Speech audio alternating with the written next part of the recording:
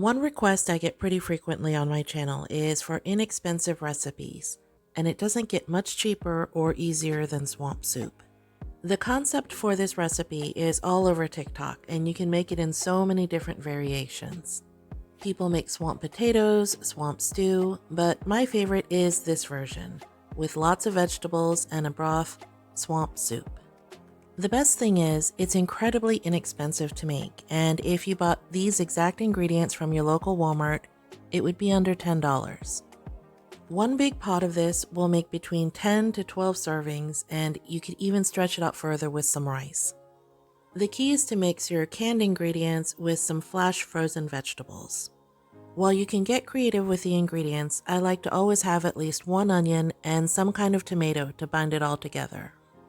Start out by sauteing your protein, I'm using turkey sausage, with your chopped up onion. Any kind of meat will do, but you do want something with a bit of salt to it. Next, add your tomatoes and stir that all up. You want to just let everything come together and blend.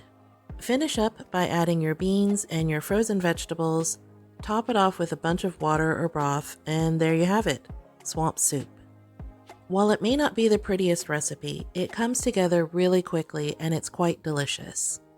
The flavor profile really depends on what type of protein you use, so you can keep it simple and just season with salt and pepper. Once it's done, I like to freeze it in 1-cup portions, so I always have something to take to work, just in case. Just a fair warning though, once you start making this, you're not going to want to stop. Your family may end up getting tired of it because you'll try adding potatoes, you'll try different sausage, you'll keep mixing and matching until you come up with something. Drop me a line in the comments and let me know what you think. Have you ever made swamp soup before? I'd love to hear from you.